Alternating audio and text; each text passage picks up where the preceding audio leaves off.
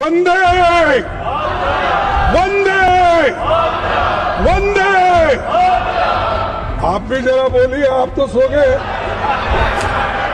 आप भी सो गए।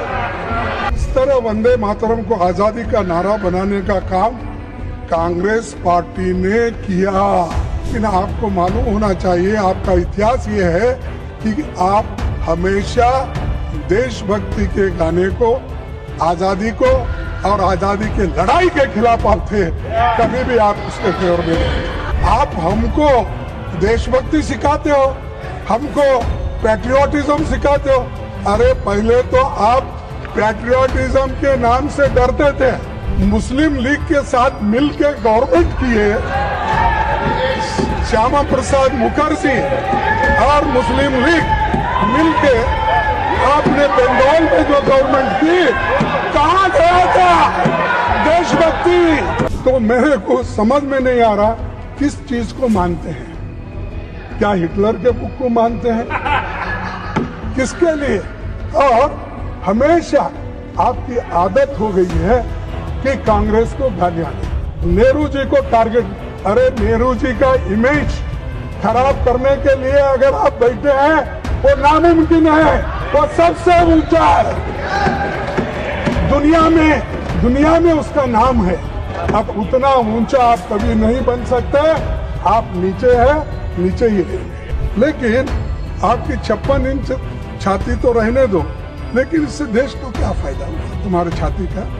बात कर रहा हूँ, भारत माता की, भारत माता की।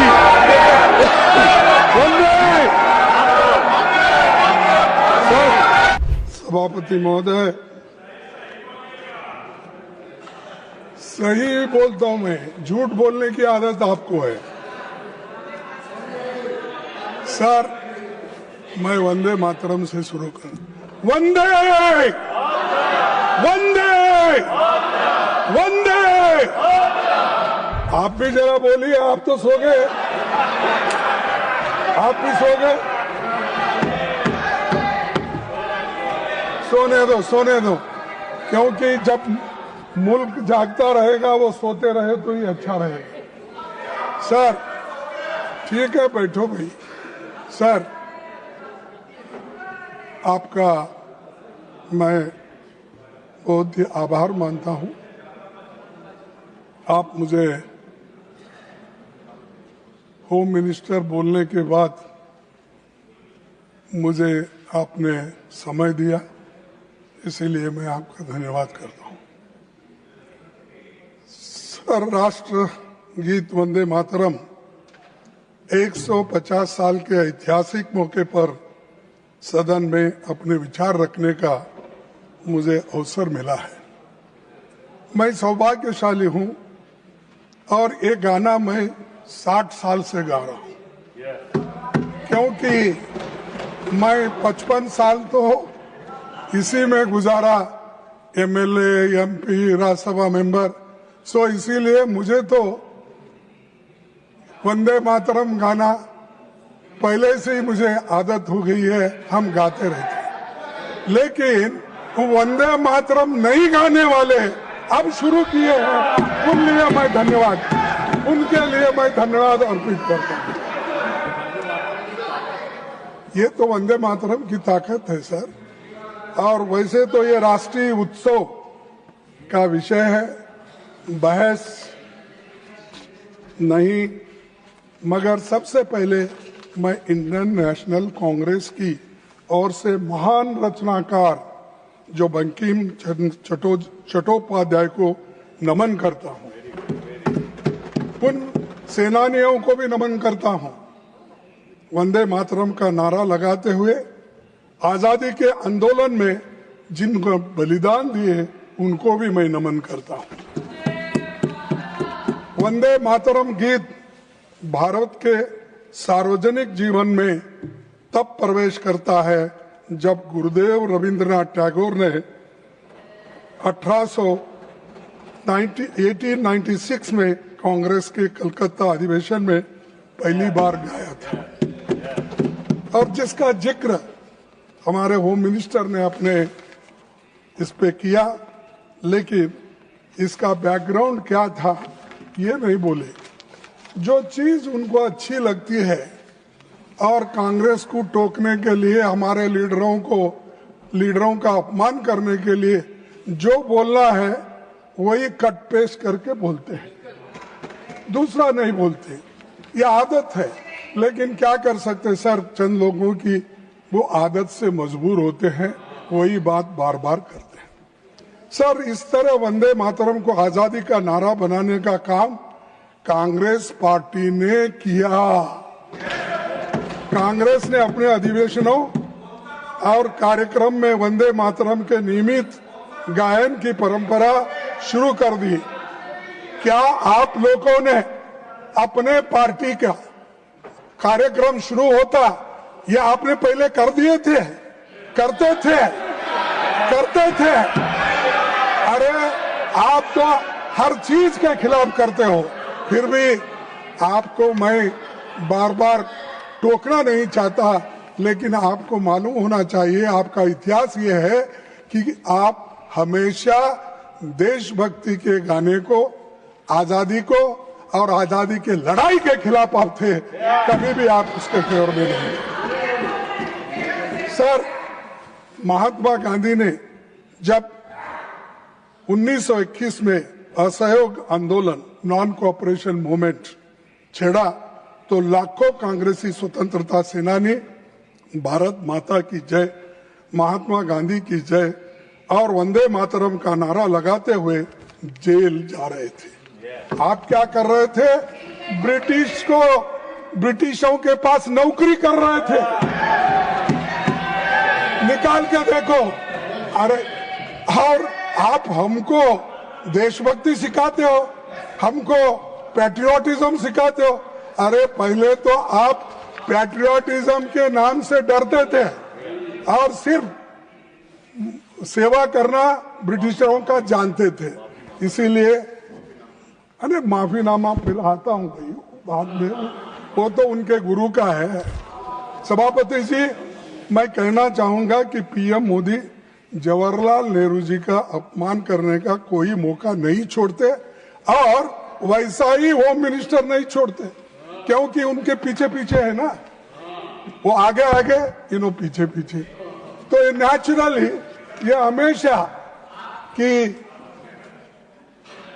इसीलिए वो हमेशा कांग्रेस का गिला करते हैं और हमारे पार्टी के बारे में, नेताओं के बारे में, यहाँ तक कि हर कांग्रेस के लीडर का अपमान करने का मौका नहीं छोड़ते। लेकिन मैंने प्रधानमंत्री का भाषण सुना और उन्होंने नेहरू जी पर आरोप लगाया और कहा कि 1937 में नेहरू जी के नेतृत्व में कांग्रेस पार्टी ने मूल वंदे मातरम गीत से महत्वपूर्ण पद हटा दिए थे। अभी जिसका जिक्र उन्होंने किया, यहाँ तक भी किया कि मुसलमानों का नाम लेके उनको डर के वो हटा दिए, ये भी कहा उन्होंने। सर, ये बातें आप अब बता रहे हैं, जब आप मुस्लिम लीग के साथ मिलकर गवर्नमेंट किए, श्यामा प्रसाद मुखर्जी और मुस्लिम लीग मिलके आपने बंगाल में जो गवर्नमेंट की, कहाँ गया था देशभक्ति? कहाँ गया था आपका देशभक्ति? कहाँ थे आप लोग? क्या देश के लिए कोई? अरे ये लोग, अरे पढ़ो, आपका इतिहास मालूम होता है। सर, प्रधानमंत्री जी ने सुभाष चंद्र बोस को नेहरू जी की चिट्ठी का, सर प्रधानमंत्री जी ने सुभाष चंद्र बोस को नेहरू जी की चिट्ठी का भी जिक्र किया। हमेशा की तरह उन्होंने फिर से सदन को गुमराह किया। प्रधानमंत्री के आरोप तथ्य से परे हैं और लोगों को भ्रमित करने वाली है। सर, सच्चाई ये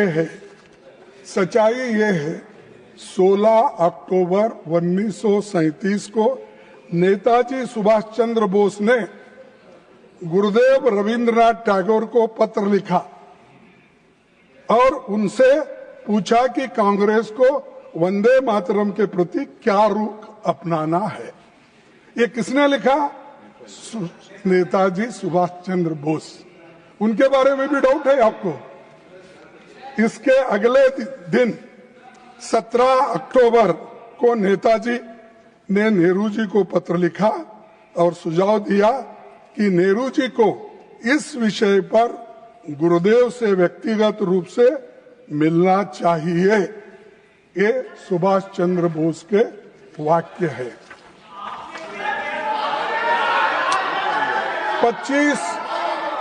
25 अक्टूबर 1937 को नेहरू जी गुरुदेव रविंद्रनाथ टैगोर से मिले और 26 अक्टूबर 1937 को पत्र लिखा, जिसमें मैं कोट करता हूं कि एग्जिबिट 1 मैं इस सदन के पटन पर रखता हूं, वो ताकि अच्छा ढंग से वो पढ़ ले।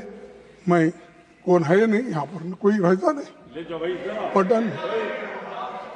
अरे कौन नहीं आया?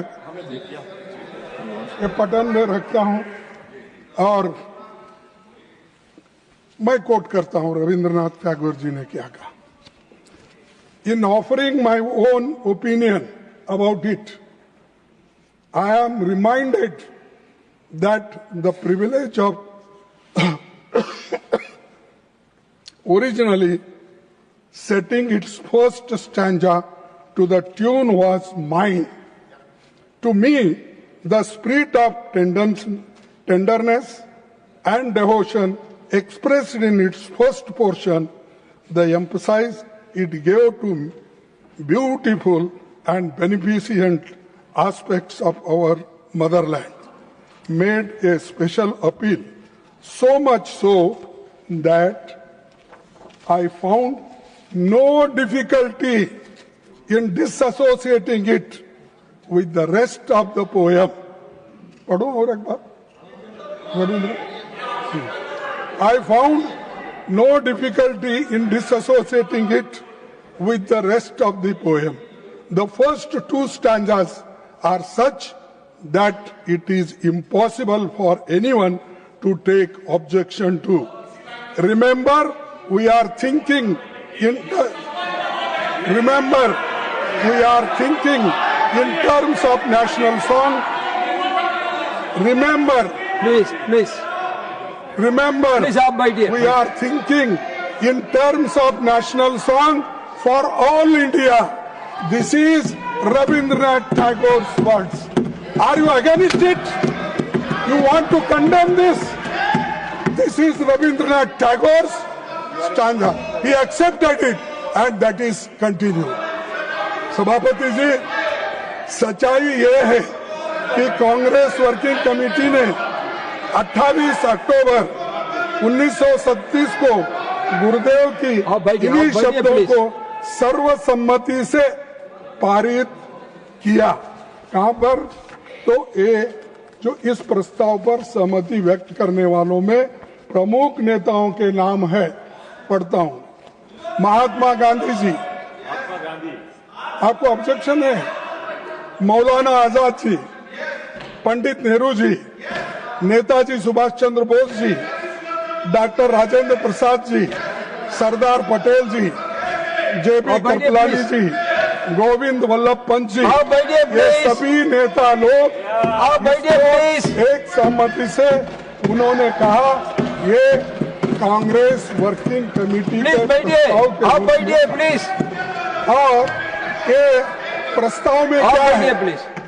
The committee wishes to point out that the modern evolution of the use of the song as part of national life is of infinitely a greater importance.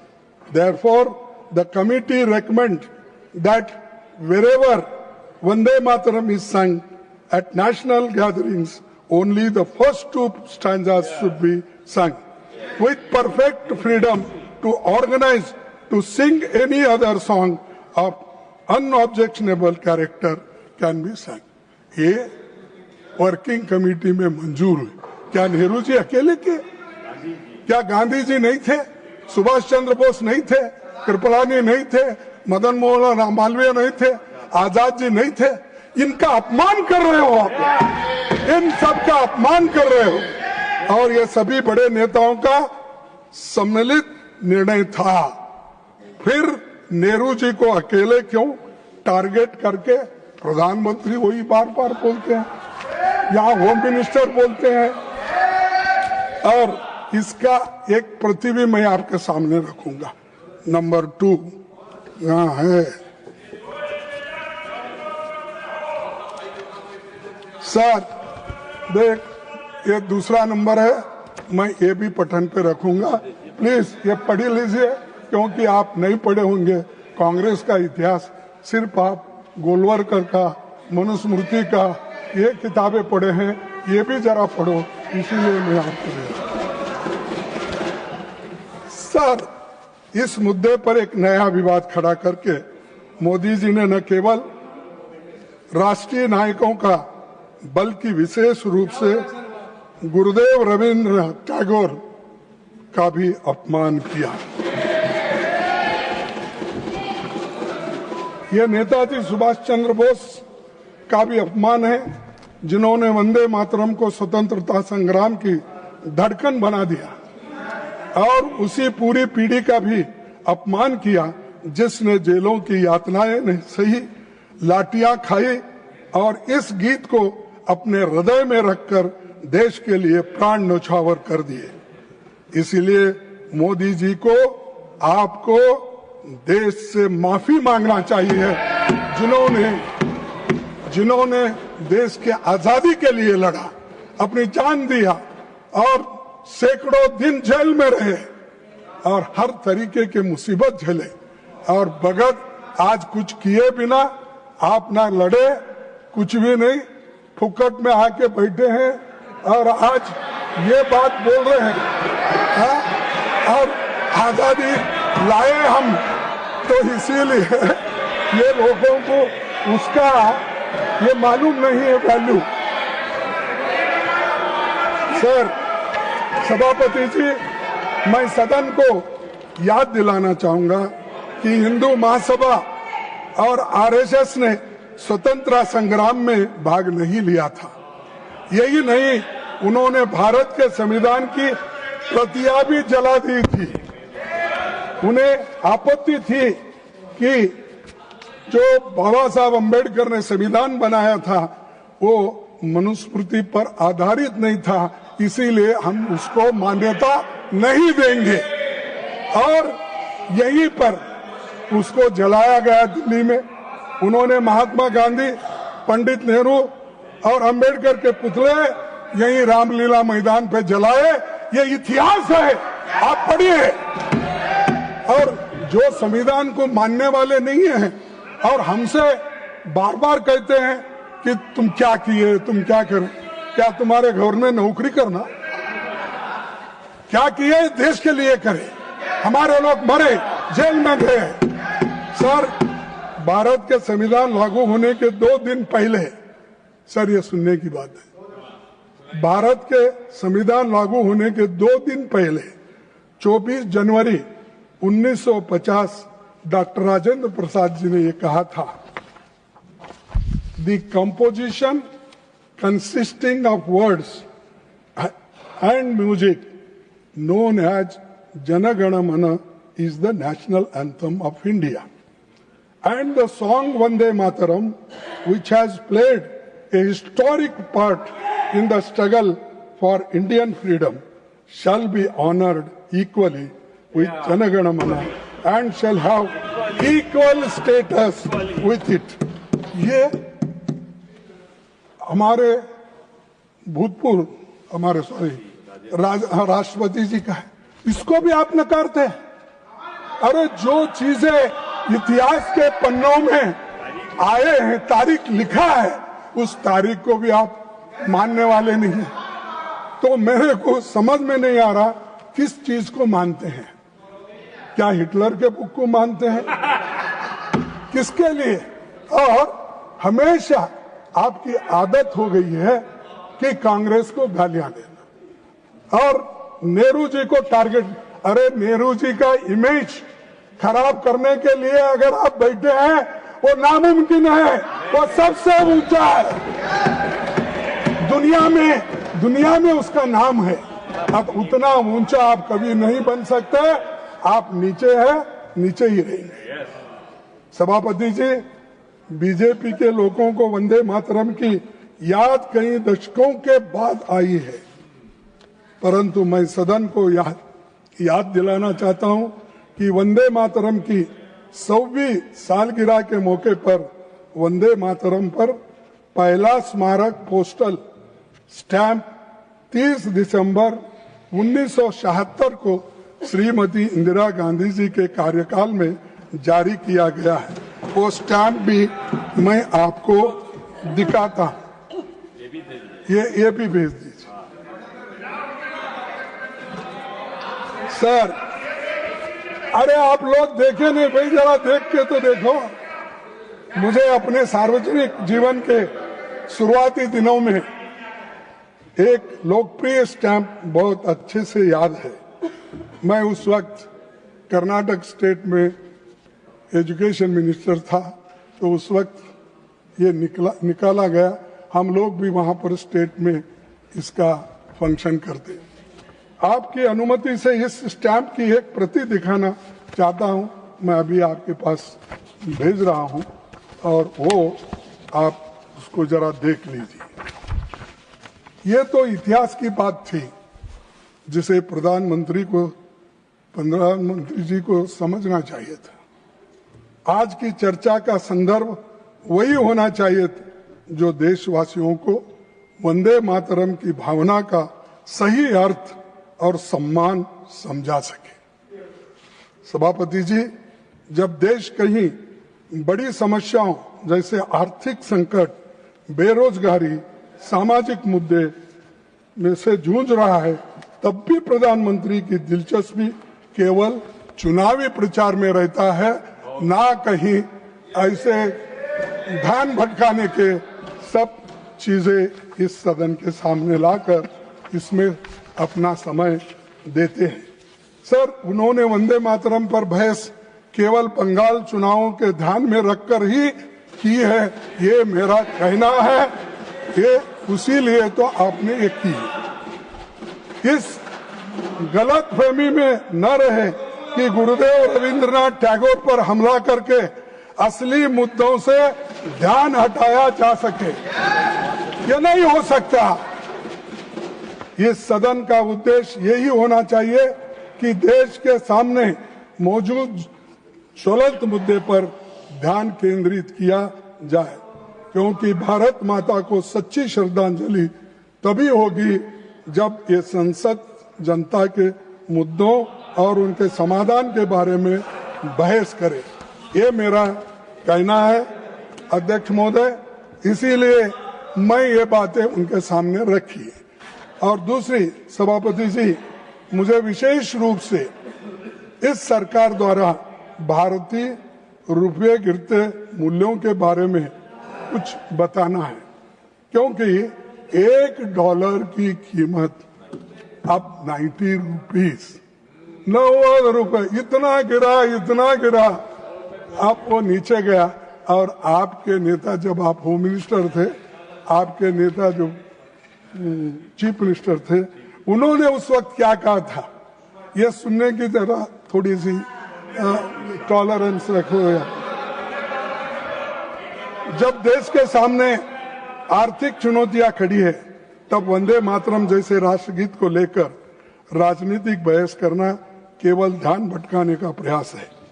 असली देशभक्ति वही है जो रुपए की गिरती कीमत और आम जनता की परेशानियों जैसी समस्याओं का समाधान ढूंढे, न कि केवल सिंबॉलिक और भाषणों तक सीमित रहे। आज के प्रधानमंत्री जी थे, मोदी जी, और गृह मंत्री जी भी थे उस वक्त, हमारे शाह साहब, और 212 में इस मुद्दे पर उन्होंने क्या कहा। इस मुद्दे पर उन्होंने कहा, देश जानना चाहता है किस मुद्दे पे, रुपए की कीमत जो घट रही है और डॉलर जो बढ़ रहा है कीमत उसका, उस वक्त क्या कहा मोदी जी ने? आपको तो मालूम होगा क्योंकि आप तो प्रमुख सलाहकार है और प्रमुख एग्जीक्यूटिव, प्राइम एग्जीक्यूटिव करने वाले नेता है, तो आपको तो पहला चाणक्य क्या, ठीक है, तो इधर भी एक चाणक्य बैठा, इधर भी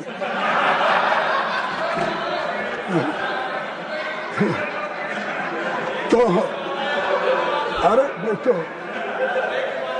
देश जानना चाहता है।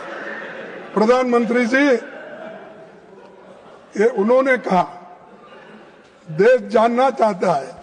प्रधानमंत्री जी मनमोहन सिंह जी को कहते हैं, ऐसा क्या कारण है कि आज अकेला हिंदुस्तान का रुपया डॉलर के मुकाबले गिरता ही चला गया और मैंने साफ मांग की है, यह सिर्फ आर्थिक कारणों से नहीं हुआ, ये आपकी भ्रष्ट राजनीति को दिल्ली से चली उसका इसके अंदर बहुत बड़ा रोल है। मैं बहुत गंभीरता से ये आरोप कर रहा हूं। क्या आपके पास भी ऐसा ही हुआ? आप भी भ्रष्ट हैं? आप तो बोलते मैं पाक हूं, स्वच्छ हूं, कहां है? ये दर्शाता है आप आज पूरे हिंदुस्तान, पहले जो था उससे बदतर हो गई आपकी गवर्नमेंट, और आज जो उस वक्त 55-60 रुपए था, आज 90 रुपए। अरे गिर गया, इतना गिर गया वो हिमालय से नीचे गिरने के बाद आदमी के टुकड़े भी नहीं मिलते, वैसा हो गया आपके यहाँ। सर ये शब्द मोदी जी के हैं, मेरे नहीं है, उनका कोट है। लेकिन मैं ये पूछना चाहता हूं कि जिन कारणों का हवाला देकर आपने उस समय हम पर आरोप लगाए थे, क्या वही कारण आज रुपए के लगातार गिराने की वजह बन गई है? तो ये आप लोगों का कहना है। तो अध्यक्ष महोदय, अब आपकी चिंता बहुत बड़ी है, हम चिंतित भी है। हमारे पड़ोसी देशों में हमारा अपना प्रभाव घट रहा है, जबकि चीन का प्रभाव बढ़ रहा है। नेपाल चीन से इन्वेस्टमेंट की मांग कर रहा है। बांग्लादेश चीन और पाकिस्तान के साथ त्रिपक्षीय बैठकों में भाग ले रहा है। बीजिंग खुले तौर पर साउथ एशिया को अपनी रणनीति योजना के तहत अपनी तरफ खींच रहा है। और सभापति जी, 1971 के बाद पहली बार बांग्लादेश भारत से दूर जा रहा है और पाकिस्तान के करीब हो रहा है। चीन की इतनी हिम्मत बढ़ गई है कि वो अरुणाचल प्रदेश पर अपना बेबुनियादी दावा ही नहीं कर रहा, बल्कि उसके भारतीय नागरिकों पर थोप भी रहा है। अरुणाचल प्रदेश की एक भारतीय महिला को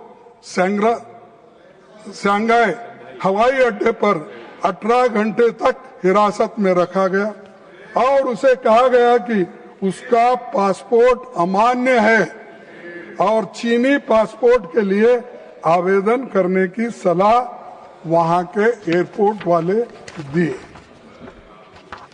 सर, आप भारत में हमेशा बोलते हम कभी झुकेंगे नहीं, हमारी छाती 56 इंच की है।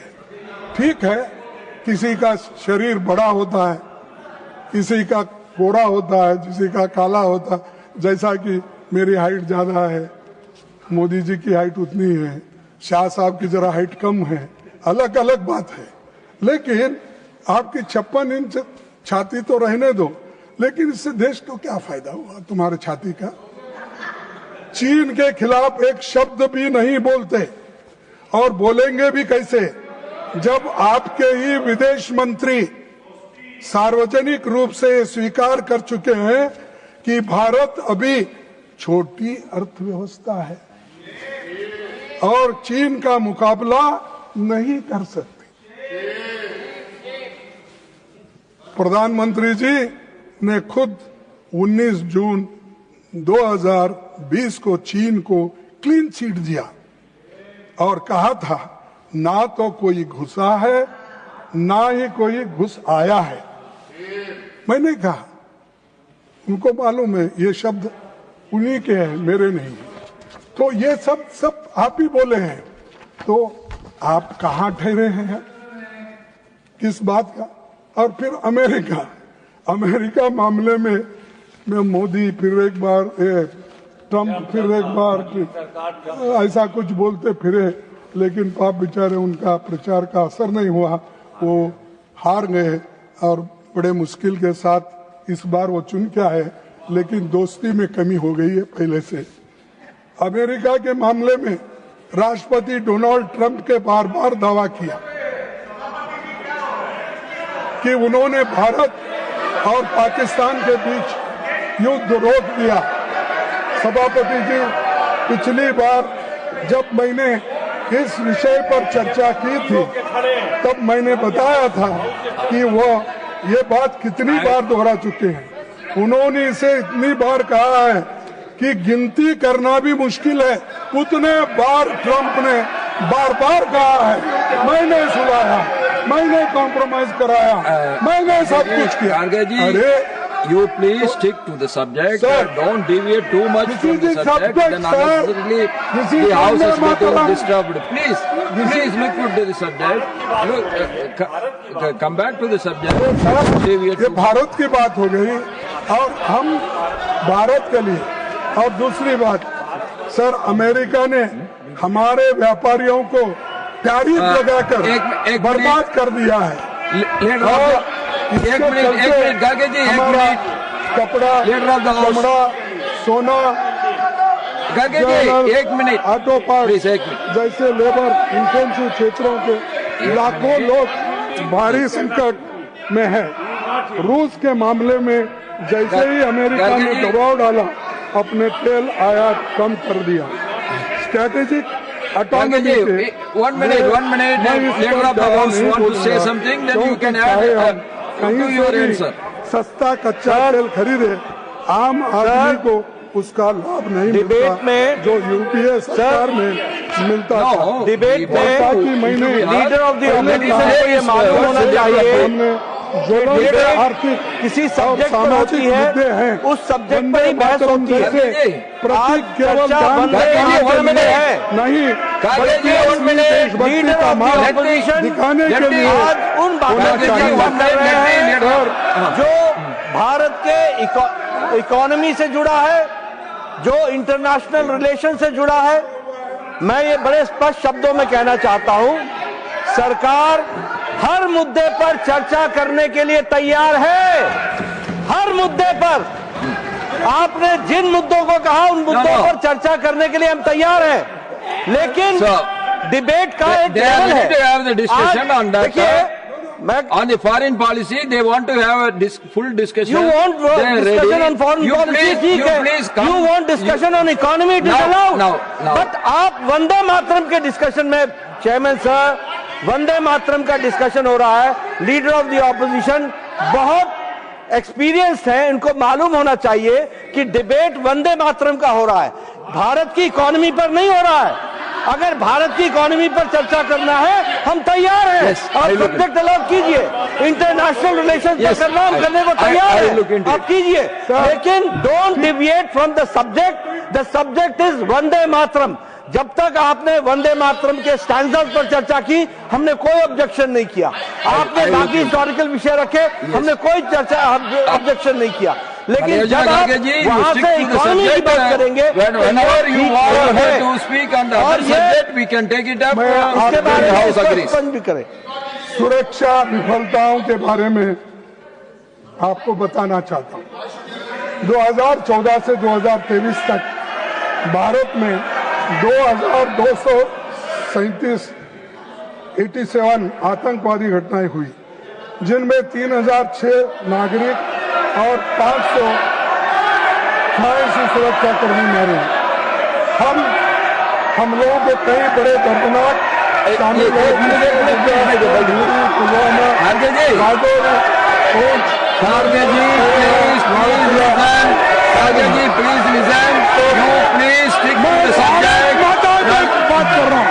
भारत माता की, भारत माता की।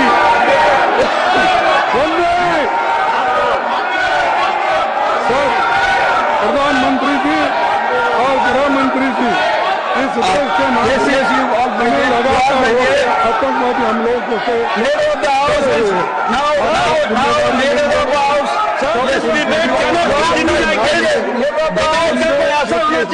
डिबेट करने होना चाहिए। हमने पहले कहा कि हम तैयार हैं हर विषय पर चर्चा करने के लिए, लेकिन मुद्दे से भटक करके चर्चा करेंगे तो चर्चा नहीं हो पाएगी। चर्चा करनी है तो उस मुद्दे पर कीजिए जिसके लिए उनको समय दिया गया है। लीडर ऑफ द ऑपोजिशन को समय वंदे मातरम के लिए दिया गया है। Please discuss Vande Mataram. If you have to discuss terrorism, we are ready for that also and we discuss operation Sindoor. आपने चर्चा शुरू की थी, हमने उसको हाउस में अलाउ किया और आपने मुंह दिखाई है ऑपरेशन सिंदूर पर, यह भी स्पष्ट है। हमने चर्चा की, 2 दिन बाद आपने मुंह दिखाई है किसी हाउस में। हम हर बात की चर्चा करने के लिए तैयार हैं। इकोनॉमी पर चर्चा हो, हम तैयार हैं। आप टाइम तय कीजिए। आप इंटरनेशनल रिलेशन पर चर्चा करना चाहते हैं, हम तैयार हैं। लेकिन वंदे मातरम की आड़ में, वंदे मातरम की आड़ में अगर आप इस तरीके से चर्चा को डिबेट करेंगे और आप डिस्कशन को हाईजैक करना चाहेंगे तो ये नहीं हो पाएगा। इस तरीके का हम That is not correct. Ji, stick to the subject. If you want to discuss in any other subject, government is ready. We can go for that discussion later. You please now stick on to Vande Mataram. Others, all you please by day. All others, please be by day. Sir, राष्ट्रीय सुरक्षा, बेरोजगारी, विदेश नीति के बारे में बात की है। मैं स्पष्ट कर दूं कि देश के सामने again and again you are deviating. Karge ji, if the deviations from the subject will not go on record, the deviation from the subject will not go on record. No, it is not. No. It is not unparliamentary. No. It is I am not repeatedly unparliamentary. requesting you to come back to the subject. The government is ready. You are having a lot of concerns for the country. I understand, but that can be discussed in the other time. Sir, लोग भी अनगिनत कठिनाइयों का सामना कर रहे हैं जिनकी पीड़ा इस सरकार तक पहुंच नहीं रही। आप पाठ्यक्रम को बदल रहे हैं। वंदे मातरम,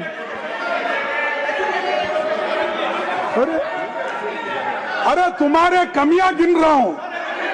आप तुम्हारे कमियां गिन रहा हूं। भागो मत। No. You are. It is only your speech has created. They were listening, but your speech only has created.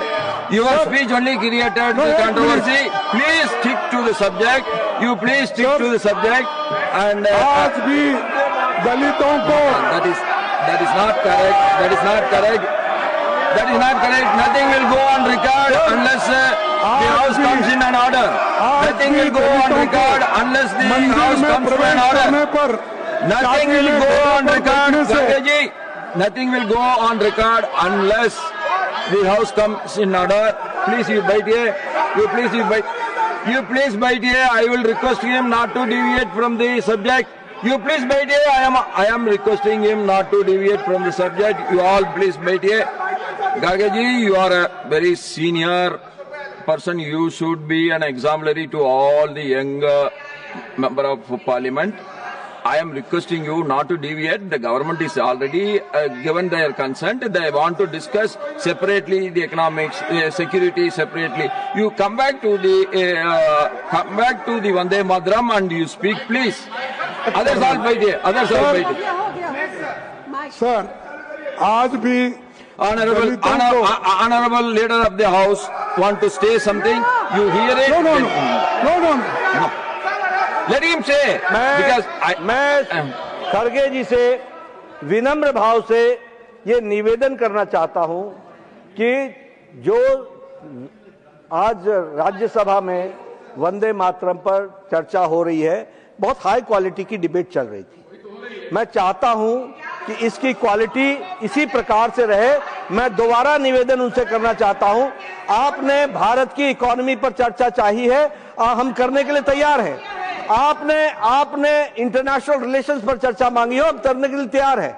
हमने पहले भी कहा ऑपरेशन सिंदूर और उसके इंपैक्ट के बारे में आपने चर्चा मांगी थी, हम यहां चर्चा हुई, और यह अलग बात है कि आपको मुंह की खानी पड़ी उस पर। Yes. फिर आपने और भी चर्चा मांगी थी वक्फ बोर्ड पर, वो भी चर्चा इस हाउस में हुई है, उसमें भी आपको मुंह की खानी पड़ी है। आपने अन्य विषयों पर भी चर्चा मांगी, आपको मुंह की खानी पड़ी।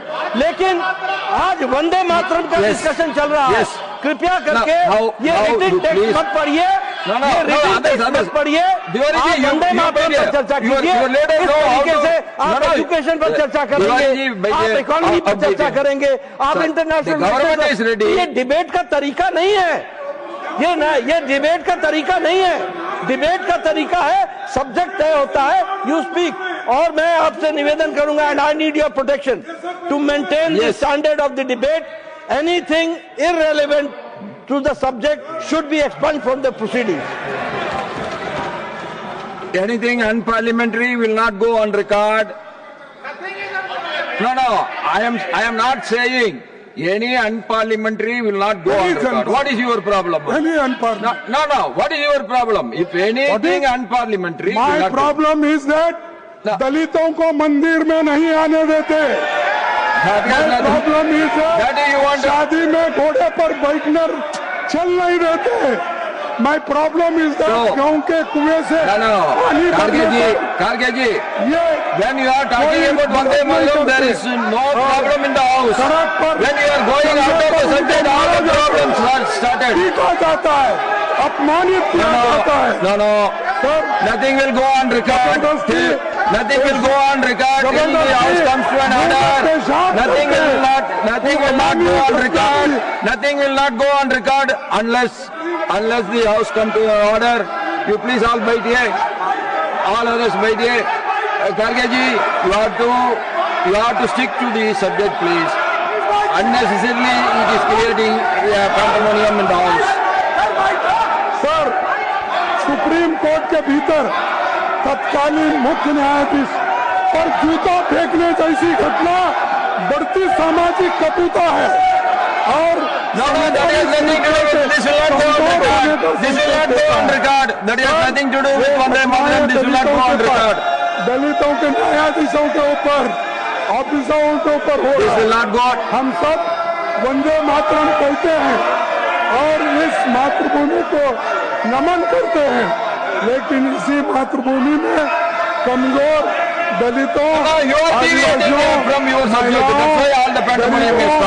असहायक लोगों को हर Nothing will go on record. Nothing will go on record till the house comes to an order. किया जाता है। सरकार की कुछ पसंदीदा पूंजीपति। Nothing will go on record till the house comes to an order. All wait here. All wait here. All wait here, please. All wait here, please. All wait here, please. No. Sanjay Seth ji, please wait here. Please wait here. Please wait here.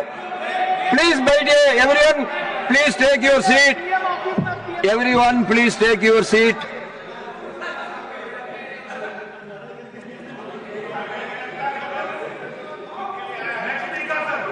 No. 1 minute, Karge ji, 1 minute. When we are discussing about a subject, my humble request to all the members, please stick to the subject.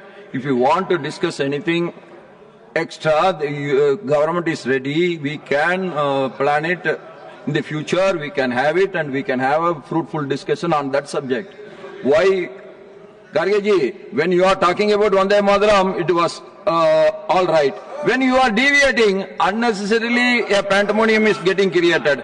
We want a fruitful discussion, that is our aim, and And I hope you can understand that. Kindly stick to the subject, please.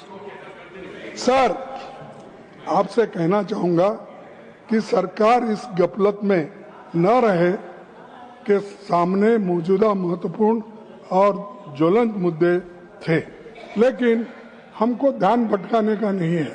हमको ये आपके सामने इसलिए रख रहे हैं जो हालांकि देश में जो स्थिति दलितों की है, बच्चों की है। No. Government has already agreed. No.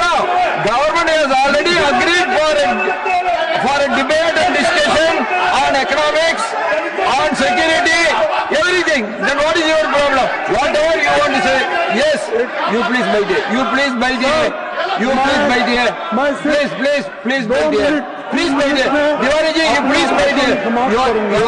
No, your leader is capable of handling it. You please बैठिए. भारत माता के पुत्र है साहब। You please बैठिए. तकलीफ में बात कर रहा हूँ। You see when you are विपक्ष के तौर पर हम इन मुद्दों को उठाते रहेंगे और सरकार के सवाल पूछते रहेंगे। यही है सवाल है। Please, honorable leader of the house will speak. All others please बैठिए. All others please बैठिए. Honorable leader of the house will speak.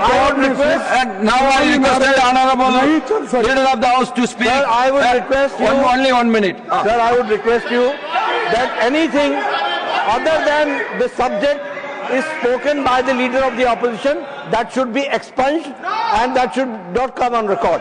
I have already said the high deviation from the subject will not be recorded and it will be expunged. I have already said, and you don't disturb the house, please. Garge ji, you please continue your debate. Sir, क्यों दलितों से नफरत है मेरे समझ में नहीं आ रहा। क्या वह भारत माता के पुत्र नहीं है? भारत माता के और उनके Who said? All these are our brothers and sisters. Nobody has said that they are. उनकी समस्या यहाँ रखना गलत है। They are उनकी different समस्या रखना गलत है। ours. Nobody has said that. Why you are taking it? सभापति जी, देश जानता है वो भारत माता के पुत्र है और भारत माता के सुपुत्रों के बारे में हम बात करना Yes, now again, honorable leader of the house, you are, Garge ji, whenever you are deviating from the subject, the house will get disturbed. That you have to understand it. Now, Sir, honorable leader of the house. Again, I would like to make it very clear कि हमारी सरकार All others please go to seat. का बहुत प्रमुख All others please go to your seat. में है। Please don't stand anywhere. भाइयों को हम Please पूरी don't इज्जत stand देते हैं। anywhere. कहीं ये संदेश नहीं जाना चाहिए क्योंकि ये सब्जेक्ट से अलग होकर के बात कर रहे हैं। इस बात का विरोध है। दलित हमारे बहुत आदरणीय है, सबको हम ध्यान में रखते हैं और मोदी जी के नेतृत्व में दलितों का जितना भला हुआ है वो कभी नहीं हुआ है। इस बात को भी हमको ध्यान में रहना चाहिए। लेकिन फिर से मैं कहना चाहता हूं, प्लीज खड़गे जी, अगर आपकी स्पीच का कोई पेपर बदल गया है तो 2 मिनट रुक जाइए, सही पेपर लेकर के डिस्कशन कीजिए। तो बदला हुआ स्पीच का पेपर ले आए आप, उसको मत लेके आइए। Now, Garge ji, all others, please be seated. Please be seated. Please be seated. Garge ji, don't deviate from subject. If you deviate from subject, that will not go on record. Please don't deviate. ना कि वंदे मातरम का सच्चा सम्मान You please बैठिए. BJP Please ने बैठिए. कभी Please किया बैठिए. नहीं। इन्होंने 50 साल तक तिरंगे को ठुकराया, जिन्होंने भारत छोड़ो आंदोलन का विरोध किया और इन्हें ही सरदार पटेल ने नफरत और हिंसा फैलाने के लिए बैन कर दिया था। आज वही हमें यहाँ इस राष्ट्रभक्ति का गीत और भाषण दे रहे हैं। देखिए कैसी विडंबना है, देखिए कैसी विडंबना है। जो लोग कुछ नहीं कर पाए वही हमको पाठ पढ़ा रहे हैं। इसके विपरीत वंदे मातरम को पहली बार 1896 में कांग्रेस ने गाया आजादी के हर चरण में इसे ध्वजवाहक बनाकर आगे बढ़ाया और इसे औपचारिक रूप से राष्ट्रीय गीत का भी दर्जा दिया। सर, आज भी हम कहते हैं कि इनकी पार्टी बीजेपी आरएसएस का गीत अलग है, क्योंकि इनका गीत अलग ही है। ये वंदे मातरम नहीं है। हमारा गीत वंदे मातरम है और आरएसएस का झंडा अलग है और तिरंगा हमारा है। आरएसएस की किताब मनुस्मृति है, हमारा संविधान है। ये साफ है कि आरएसएस और बीजेपी के भले ही आज नींद से जागी है, इसीलिए बहस कर रही है। कांग्रेस ने वंदे मातरम को आजादी के आंदोलन का नारा बनाया और आजादी के बाद राष्ट्रगीत का दर्जा कांग्रेस ने दिया। सभापति जी, आखिर में मैं सरकार में बैठे लोगों से ये कहना चाहूंगा, या आखिर में कहना चाहता, कम से कम ये तो सुने। आखिर में मैं सरकार में बैठे लोगों से कहना चाहूंगा कि असत्य फैलाकर राष्ट्रीय नायकों पर कीचड़ उछालकर अपनी विफलताओं पर पर्दा डालने का काम बंद कीजिए।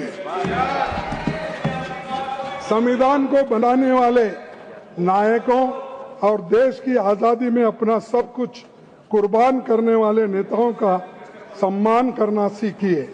आप जब भी इनको अपमानित करेंगे तो ये बात भी खुलकर सामने आएगी कि देश की आजादी में आपके पूर्वजों का कोई भूमिका नहीं है। गांधी जी, नेहरू जी और स्वाधीनता आंदोलन के सभी नायकों की सोच से देश को आजादी मिली, दुनिया में प्रतिष्ठा मिली। इनके विवेक पर सवाल खड़ा करके आप देश दुनिया में अपनी हंसी मजाक न उड़ालें। वंदे मातरम का सम्मान करना सीखिए। विधानसभा के चुनाव आते जाते रहते हैं, लेकिन वंदे मातरम का सम्मान करना, उसका समान दृष्टि से लोगों को देखना, ये काम आप सीखेंगे। ये मैं नहीं बैठो भाई, तो ये मैं उनसे विनती करना चाहता हूं। और आखिर में एक बात बोलता हूं और बोल के मेरे शब्द को खत्म करता हूं। विराम बोलो, खत्म, समाप्त करता हूं। तो मेरी हिंदी है ना, आपकी नहीं। सर, वो गीत जिसने सिर्फ लोगों को नहीं दिलों को जोड़ा था, वंदे मातरम गीत जिसने सिर्फ लोगों को नहीं दिलों को जोड़ा था, आज उसी गीत पर झंडे गाड़ने का दुस्साहस आप लोग कर रहे हैं। जिनका उस जोड़ी गई धड़कन में कोई हिस्सा न था, तो ये इनका करतूत है। ये कभी लड़े नहीं, कभी देश के लिए अपना कुर्बानी नहीं दिए। सिर्फ इसमें कैसा अधिकार में कैसा रहना, यही सिर्फ ये करते हैं। इसीलिए मैं अपने बात को विराम देते हुए, और एक बात उन्होंने उठाई थी कि ये 1994 में यहाँ पर जो नेशनल एंथम और वंदे मातरम का जो हुआ था, तो यहाँ पर हमारे पार्लियामेंट में ये हुआ था, और वो भी हमारे नरसिंह राव जी जब थे या कांग्रेस पार्टी के थे, उस वक्त ये गीत दोनों आए और इसी से हम स्टार्ट। तो इसीलिए मैं आपका आभारी हूँ और आप इतना समय दिए। लेकिन आखिरी में इतना करता हूँ, देश को मजबूत रखना है, देश एक रखना है। इसीलिए वंदे मातरम हम सबका मंत्र होना चाहिए। यही कह के मैं अपने शब्दों को समाप्त करता हूँ। धन्यवाद।